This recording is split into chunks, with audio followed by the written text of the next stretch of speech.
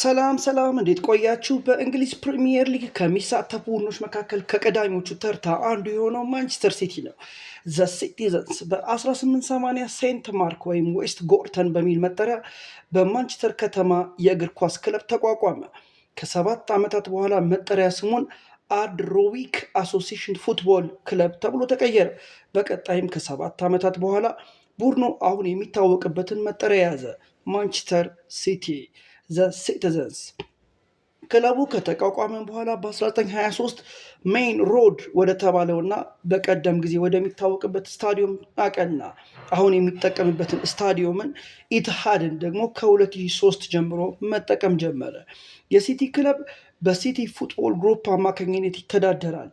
ይህ ድርጅት 81 ከመቶ የሚሆነው በአቡዳቢ ዩናይትድ ግሩፕ ሲመራ 18 ከመቶውን ደግሞ ሲልቨር ሌክ የተባለ የአሜሪካ ድርጅት ይዞታል። ቀሪው 1 ከመቶ በቻይና ሚዲያ ካፒታል ባለቤትነት ስር ነው የሚገኘው። የክለቡ ባለቤት መንሱር ቢን ዛይድ አልናሂያ ናቸው። የክለቡ ዳይሬክተር ደግሞ ሁጎ ቪዬና ነው። በወቅቱ የቡድኑ ዋና አሰልጣኝ ኢንዞ ማሬስካ ሲሆን በሮቤርቶ ቪቲዬሎ፣ ዊሊ ካባሊየሮ፣ ዴኒስ ሲልቫ እና ዳኒ ዎከር ይታገዛል።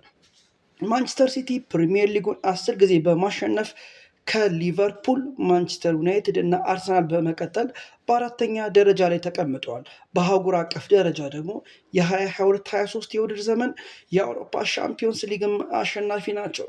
ማንቸስተር ሲቲ በታሪክ ውስጥ ብዙ ታላላቅ አሰልጣኞች አይተን አሳልፈናል። ፔፕ ጋርዲዮላ የክለቡ እጅግ ውጤታማው አሰልጣኝ ነው። በክለቡ በቆየባቸው 10 ዓመታት ክለቡን በ593 ጨዋታ ላይ መርቷል። በርካታ ዋንጫዎችን ለክለቡ አምጥቷል፣ 6 የፕሪሚየር ሊግ ዋንጫዎችን ጨምሮ። የማንቸስተር ሲቲ ታሪክ ግን በዋነኝነት መቀየር የጀመረው በ2009 ሮቤርቶ ማንቺኒ ወደ ክለቡ ከመጡ በኋላ ነው። ማኑኤል ፔሌግሪኒም ትልቅ አስተዋጽኦን አበርክተዋል። በክለቡ ታሪክ እጅግ በጣም ድንቅ ተጫዋቾች አልፈዋል። ሰርጂዮ ኩን አጉዌሮ ቀዳሚ ከሚባሉት መካከል አንዱ ነው። ለክለቡ ከ2011 እስከ 2021 ለ10 ዓመታት 390 ጨዋታዎችን አድርጓል። 260 ግቦችንም አስቆጥሯል።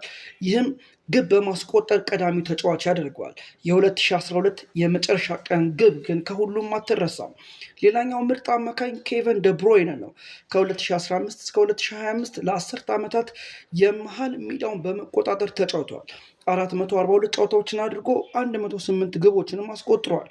የአሁኑ የባየር ሙኒክ አሰልጣኝ ቪንሶ ኮምፓኒ ደግሞ ከ2008 እስከ 2019 ለ11 ዓመታት ቡድኑን በአምበልነት ጭምር አገልግሏል። ታጋይ መሆኑ የማይዘነጋ ነበር። 265 ጨዋታዎችን ማድረግም ችሏል። ዴቪድ ቪያ፣ ያያ ቱሬ፣ ፊል ፋደን፣ ሃላንድ፣ ሮድሪ ሌሎች ደግሞ በቡድኑ ውስጥ የሚታወቁ ተጫዋቾች ናቸው። ዘ ሲቲዘንስ በዘንድሮ የውድድር ዓመት ታዲያ በአዲሱ አሰልጣኝ ኤንዞ ማሬስካ እየተመሩ በፕሪሚየር ሊጉ ምን አይነት ፉክክር ያጋጠማቸው ይሆን? ይህ ደግሞ በጊዜ ሂደት የሚታይ ነው የሚሆነው። ይህን ቪዲዮ ላይክ፣ ሰብስክራይብ፣ ሼር በማድረግ ቤተሰብ ሆኑ።